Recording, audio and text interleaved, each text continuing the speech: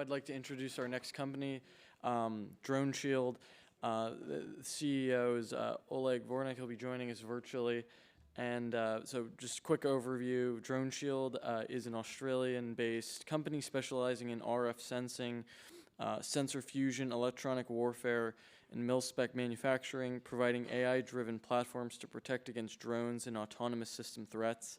Its offerings include bespoke and off-the-shelf counter-UAS and electronic warfare solutions such as drone gun, tactical drone gun Mark III, among many other capabilities spanning CUAS and electronic warfare across terrestrial, maritime, and airborne platforms. DroneShield has about 874 million shares outstanding for a market cap of around 2.7 billion Australian dollars. Thanks for having me. Can everybody hear me okay? Yes, we could hear you. Great.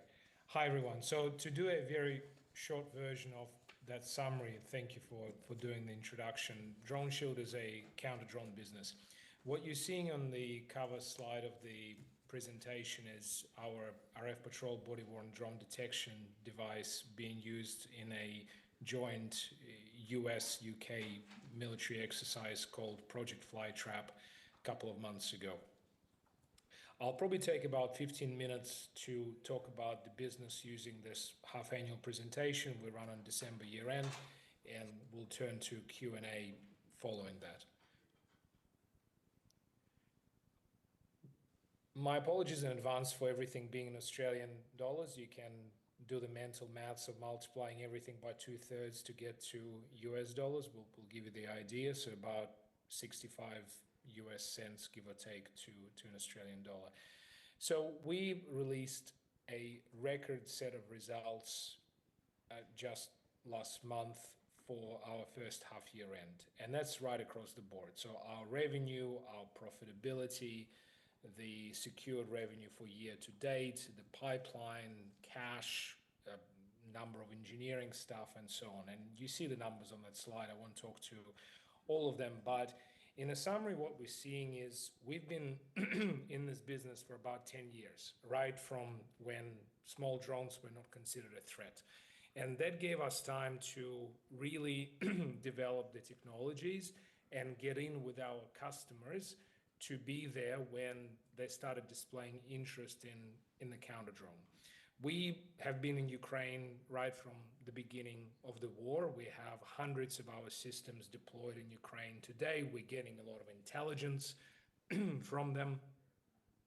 And we are deployed with just about every US government customer you can think of, and generally deployed in dozens of countries around the world across military, intelligence, public safety, and so on. And we think civilian market, by the way, is yet to come. So think about energy infrastructure, airports, data centers, and so on. So there's significant upside. In summary, Ukraine has really shown military planners that you need a lot of drones and a lot of counter-drone equipment. And because it's such a nascent space, really nobody has much. And also, unlike drones, which is, in my biased opinion, a fairly commoditized and saturated space today, everybody has a drone. Counter-drone is a much more complex business with higher barriers to entry in terms of the technology, getting in with the customers, and so on. Slide 3 gives you a visual representation of our financials over time. We're seeing significant rise in demand from our customers as they're seeing the defense budgets increase. And even if Ukraine war ends tomorrow, which I think we're all hoping for, that's not going to end it. We're seeing a significant across-the-board increase in Europe and Asia-Pacific and South America, US, Australia, and so on. And that is just driven by military planners saying the time to buy is now, not when you really need it. And clearly every future conflict will have drone and counter-drone component to it. So significant rise in revenues. Rise in SaaS. Now, SaaS, while increasing significantly in percentage terms, is still reasonably low in dollar terms. It's only about 5% of the revenues. But we have a number of strategies to increase it to hopefully closer to 30 to 40% of the overall revenues in the next 5 years, in my belief. And that is driven by more products, so all products, in fact, having software updates. Today, several of our best sellers do not for historical reasons, and also number of products having multiple software updates, as well as some products being pure software offerings. I won't be another presenter telling you about the rise in geopolitical tensions. I think you guys are all across it. The 10 billion US total addressable market, that's a somewhat of an older slide. We're actually in the process of looking at updating that, and we think that the total TAM is more like 5 times the size right now. So a lot of customers today that have one system really need to have more like 10, in the sense that they just put their toe in the water and tried one. A lot of customers have absolutely none. So the opportunity is immense in terms of the counter-drone market around the world, both the military and the civilian market. Slide 6 is a picture slide, and that gives you a summary of everything we offer today. So RF Patrol, body-worn drone detection device, gives you multi-mile range of drone detection. So if you might be a soldier in Ukraine, you are hiding inside a building or in a trench, and the device gives you a real-life alarm when there's a Russian drone nearby, so you're not going to stick your head out and the drone sees you and tries to attack you. This is not a hypothetical situation. We have many hundreds of these in Ukraine today, and we're getting feedback from Ukrainians that the devices have literally saved their lives a number of times. Now, if you're particularly brave, you can then say, okay, well, maybe I take the drone down. So that's where Drone Gun comes in. It's either a pistol or a rifle-shaped jammer, which basically severes the connection between the drone and the pilot, or the satellite or the satellite, and the drone responds by landing on the ground. And again, we have a lot of these devices sold around the world, including in Ukraine. For the right-hand side of the slide, you have on-the-move and fixed-site products. So that's the Drone Sentry X, the one in the middle next to the F-18, combined radio frequency-based detection and defeat product. So it creates a multi-mile range of detection and defeat, sort of like an invisible bubble.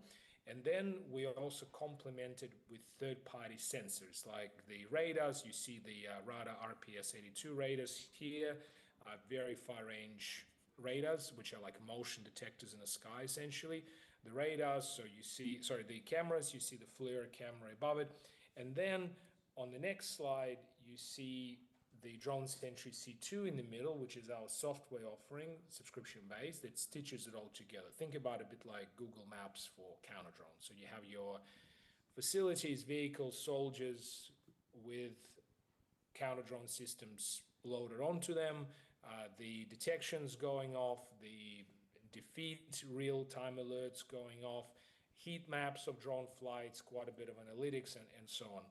Then our drone detection sensors also get what we call RFAI, artificial intelligence-based subscription that we release on a quarterly basis. So all of our devices in the field will then users consent when connected to the internet, stream the data from drones that they collected over time to us, and then our data engineering teams process it.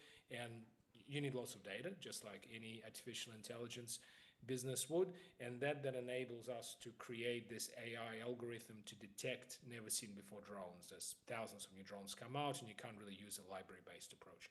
And then the last box on the slide is we do some electronic warfare work, mostly with the Australian government, around detection of never seen before signals and other domains, similarly very high margin work. So we operate at roughly 70% gross margin, which is pretty unusual for a today substantially hardware business, which is a tribute to how highly differentiated we are and continuing to invest in R&D. And the electronic warfare part is similar margin. I think for the slides we're mostly done, so I'll just talk to it. So I was saying that we have two types of key differentiators, being the technical and the commercial. So we have the largest engineering team, we believe, in the counter-drone space. We have developed over the last 5 years the largest proprietary data set of drone signals in the market, and continuing to grow, which enables us to develop next generation artificial intelligence engines for drone detection and defeat.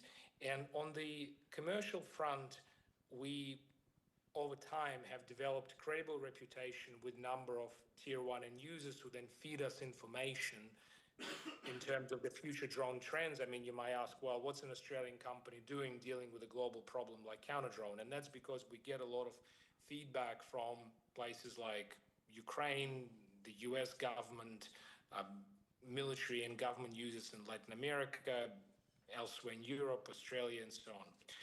So that's what's giving out a lot of differentiation. In terms of the 2.3 billion Aussie pipeline, majority of the contributors are across US, Europe, and Asia, but we do operate in close to 70 countries around the world.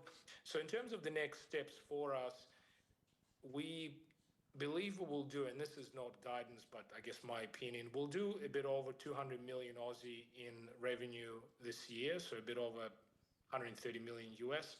And I believe on that will be cash flow positive as well as profitable. And if you look at our half-year results, we've been profitable in the half year. And again, this is not guidance, but just my view. The business operates roughly on a 65-70% gross margins. And so if you think about the basic maths, on 200 million in revenue, you'll get about, call it 130 million in gross profit, which will get you roughly 30 million in cash EBITDA for 100 million of cash cost base in the business. And then the only real non-cash expense item of significance is the stock option payments to employees. So that will get you to maybe 20 million of profit before tax on 200 million in revenue, right? So again, just my guess here. These are not not guidance. But the beauty of it is, as the business scales, so say if we happen to do 400 million of revenue, the cost will only maybe go up by 25%. So you're really seeing that significant leverage as your profit margin is climbing, as your revenues are increasing. And the reason why we think the revenues will keep climbing significantly is, like I said, the market is at a very small saturation point, and a lot of end users have either nothing or very little by way of counter-drone equipment. And then 5 years from now, the game becomes replacement of existing technology, because whatever they have, whatever they're buying today will not really be appropriate in 5 years from now, because the tech is developing so quickly. I'll stop there and see if there are any thoughts or questions. Any questions from the audience? Yep, get a mic.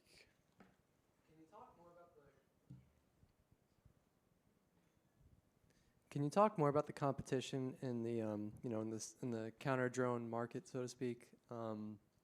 It sounds like a very strong niche for you all, but I'm just curious, what other companies are there, based internationally, U.S., who is out there, and who are you going against right now? US and European companies will be our main competitors. It's important to say that traditional defense primes are not our competitors. What we're finding is that by the time you say you need to build a product that costs tens of thousands or maybe hundreds of thousands of dollars, there'll be brand new hardware every 3 to 4 years, there's going to be quarterly software updates, and you have to develop it largely on your own dime and then present it to the government, as opposed to develop it on the government's dollar. Most defense primes kind of say, thanks, but no thanks. So as a result, our competition is largely what you'd call mid-tier companies. And for every product segment, if you remember the product slide, we would have a couple of different competitors. So there's nobody that really does everything that we do. So for example, you have a company called Design, which is a roll-up by a Texan-based private equity company called Highlander Partners. So they happen to purchase several of our competitors called Lideye, Black Sage, Radio Hill. That was all about a year and a half ago. So if you ask me, who is your drone gun competitor, I would say, well, Design would be the main one.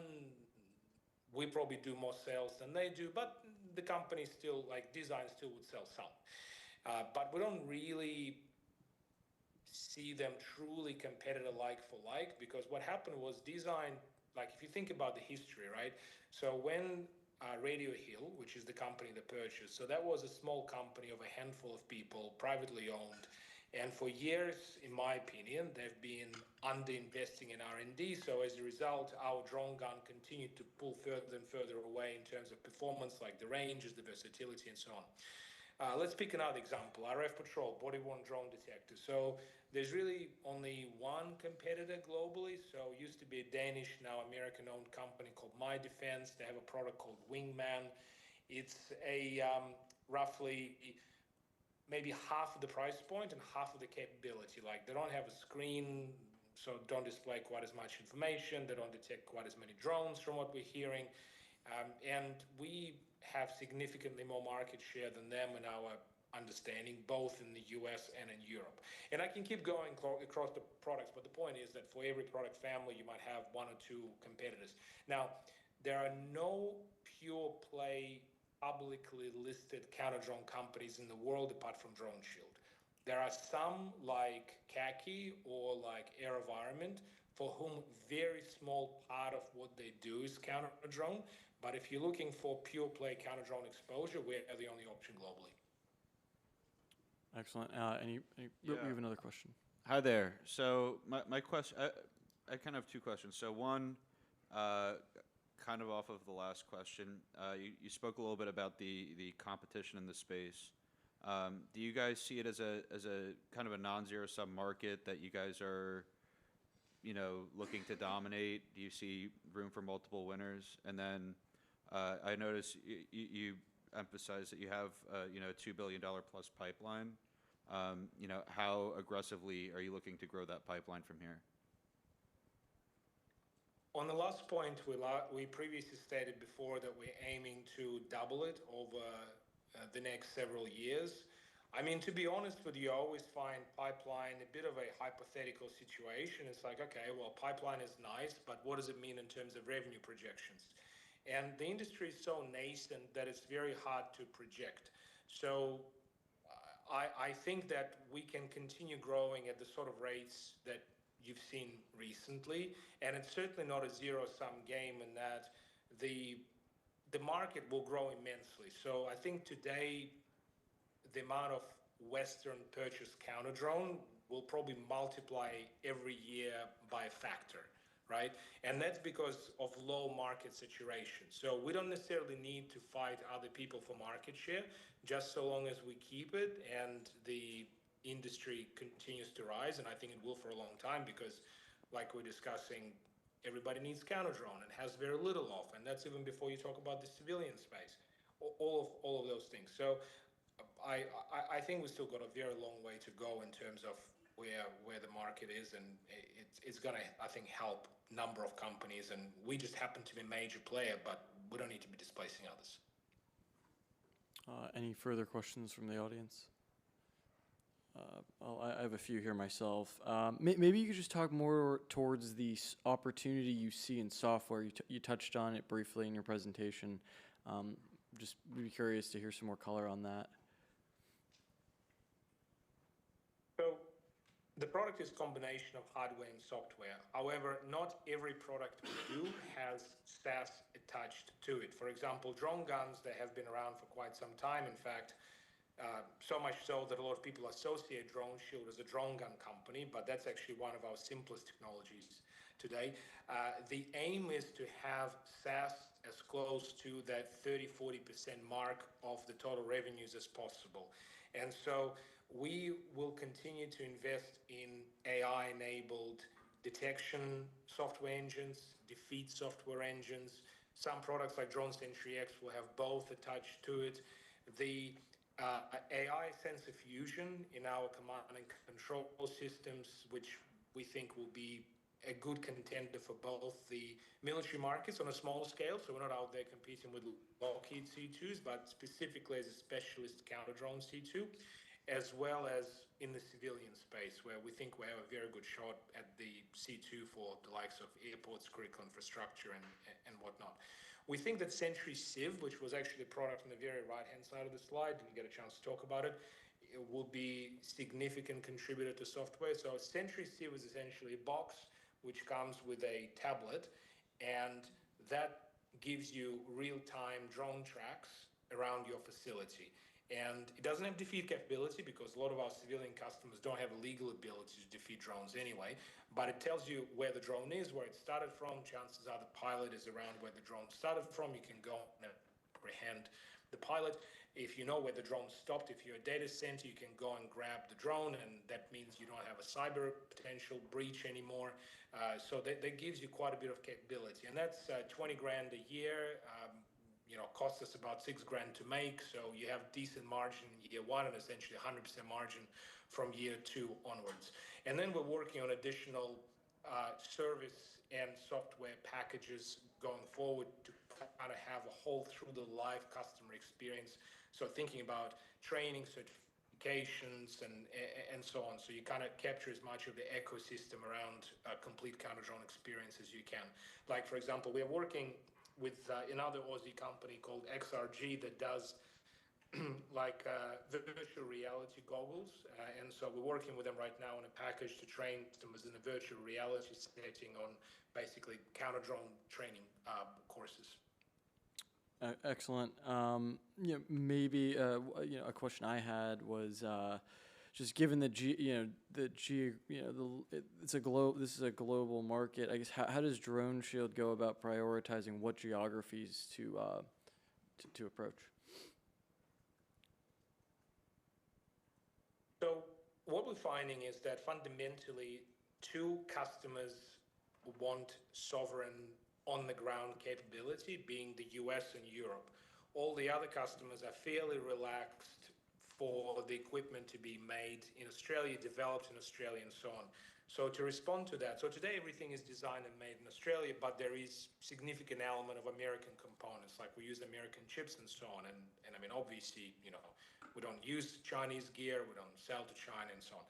Now, we are in the process of setting up US manufacturing as well as European manufacturing to provide for those customers. Like, for example, in the US, yes, Australia is an exemption for Buy American Act, but sentimentally we'll find it's easier to sell more in the US market if we have American made. And in Europe, similarly, there's now 800 billion euro rearm Europe plan. You need 65% plus local content to participate. So that European made will help into that plan when it finally gets going, which will be probably in the next 6-9 months, I'm guessing. And for everybody else, like, for example, we sell quite a bit to the Japanese. They're perfectly happy for the gear to be made in Australia. So the way the distribution works is we have, or the sales focus is, we have distributors in about 70 countries around the world. And then we have in-house sales teams, which are split between Europe, US, and South America, Middle East, and Australia, and they manage those distributors. So essentially, there's more weighting on US, Europe, and Japan now in terms of, I guess, the focus and the time we spend. But if, for example, tomorrow Colombia goes from a medium to really strong market, we're able to basically just put more sales guys in that market and prioritize it further. And I want to pivot just on emerging threats. It seems like the market's constantly evolving.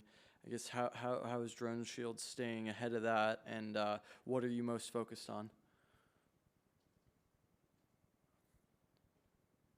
The market is indeed evolving, and we love it, because if it didn't, the industry would commoditize and we would not be able to get those 70% gross margins. So to stay ahead of the threat, you need to receive the latest intelligence, and that's where our relationships with tier one customers, distributors, and so on come into. So the feedback from our gear deployed in Ukraine and Latin America, where our customers are battling narcos using drones, in Africa, where our US government customers are dealing with various terrorist organizations, in Asia Pacific, where countries are dealing with the latest Chinese drones and so on. So all of that is feeding in our direction. So that is shaping the technology roadmap, and then in turn you have to action that. So that's where under 300 engineers, which will probably be close to between 400 and 500 by end of next year, come in terms of that execution, and then pushing it out to our customers around the world. And just one last question here, just maybe at a high level, 5 years out, what's the vision? The vision is to have many thousands of devices deployed with the customers in terms of the hardware. So today we have a couple thousand, all receiving multiple streams of AI-enabled software updates, and then on edge entirely training themselves, which for us is the next generation of our AI engines, which will come out next year.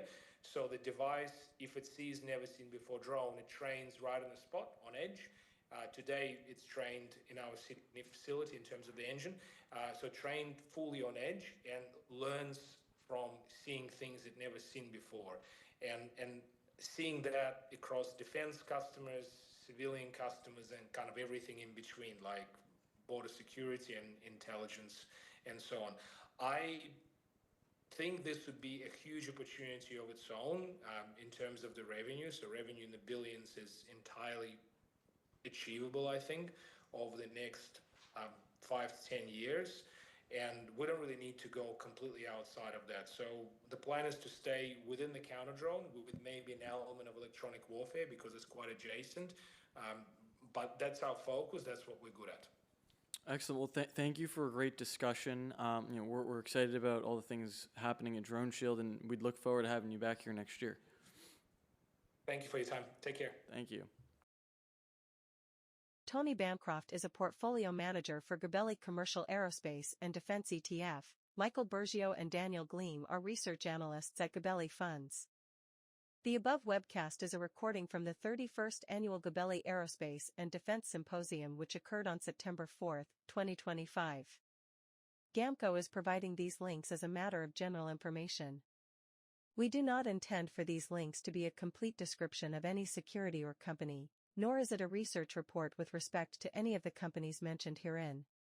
As of June 30, 2025, affiliates of GAMCO Investors Incorporated beneficially owned 5.61% of Abdu Koman, 2.98% of Graham Corporation, 2.41% of Astronics Class A and less than 1% of Class B, 2.37% of Moog Class A and less than 1% of Class B, 1.38% of Textron, and less than 1% of all other companies mentioned. The analysts' views are subject to change at any time based on market and other conditions. The information in this posting represents the opinions of the analyst and is not intended to be a forecast of future events, a guarantee of future results, or investment advice. Views expressed are those of the analyst and may differ from those of other GAMCO officers, analysts, other employees, or of the firm as a whole. Because the investment personnel at GAMCO and our affiliates make individual investment decisions with respect to the client accounts that they manage, these accounts may have transactions inconsistent with the information contained in this posting. Certain GAMCO personnel may know the substance of the posting prior to its posting. This webcast is not an offer to sell any security, nor is it a solicitation of an offer to buy any security. Stocks are subject to market, economic and business risks that cause their prices to fluctuate. When you sell shares, they may be worth less than what you paid for them. For more information, a prospectus, or summary prospectus, visit our website at www.gabelli.com or call 800 Gabelli 800 422 355 4914 921 5100 fax 914 921 5118 info@gabelli.com. Tony Bancroft is a portfolio manager for the Gabelli Commercial Aerospace and Defense Fund. This ETF is different from traditional ETFs. Unlike traditional ETFs, this ETF will not tell the public what assets they hold each day. This may create additional risks for your investment. For example, you may have to pay more money to trade the ETF shares. This ETF will provide less information to traders, who tend to charge more for trades when they have less information.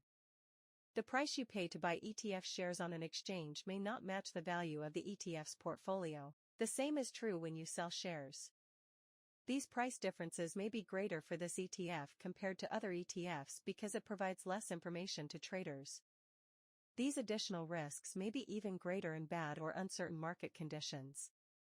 The differences between this ETF and other ETFs may also have advantages.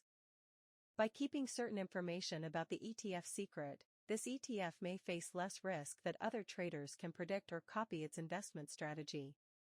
This may improve the ETF's performance if other traders are able to copy or predict an ETF's investment strategy. However, this may hurt the ETF's performance. For additional information regarding the unique attributes and risks of this ETF, see the Non-Transparent Exchange-Traded Fund (ETF) Structure Risk, Early Close/Trading Halt Risk, and Authorized Participant and AP Representative Concentration Risk in the Principal Risks section of the prospectus. Exchange-traded funds (ETFs) are bought and sold through exchanges trading at market price, not NAV, and are not individually redeemed from the fund. Shares may trade at a premium or a discount to their NAV in the secondary market. There is no guarantee the investment strategy will be successful. Investing involves risk, including the possible loss of principal. Premiums or discounts are the differences, expressed as a percentage, between the NAV and market price of an ETF on a given day, generally at the time the NAV is calculated. A premium is the amount an ETF is trading above the reported NAV, expressed as a percentage of the NAV. A discount is the amount an ETF is trading below the reported NAV, expressed as a percentage of the NAV. The prospectus/registration statement shows the frequency of distributions of premiums and discounts for these ETFs for the most recently completed fiscal calendar year and all completed quarters of the current fiscal year. Investors should carefully consider the investment objectives, risks, charges, and expenses of the ETF before investing. The prospectus, which contains more complete information about this and other matters, should be read carefully before investing. To obtain a prospectus, please call 800 Gabelli or visit www.gabelli.com. Risks to the ETF include a downturn in commercial air travel, production and/or supply chain disruptions, decreases in defense spending, subcontractor financial health, and competition and/or technology changes. As of June 30, 2025, the common stocks of Boeing, Ducommun, Curtiss-Wright, Moog, 5.55%, 4.54%, 4.26%, 3.69% of the fund's net assets, respectively. As of June 30, 2025, affiliates of Gamco Investors Incorporated beneficially owned 5.61% of Ducommun, 2.98% of Graham Corporation, 2.41% of Astronics Class A and less than 1% of Class B, 2.37% of Moog, Class A and less than 1% of Class B, 1.38% of Textron, and less than 1% of all other companies mentioned. Distributed by G. Distributors, LLC, a registered broker-dealer and member of FINRA.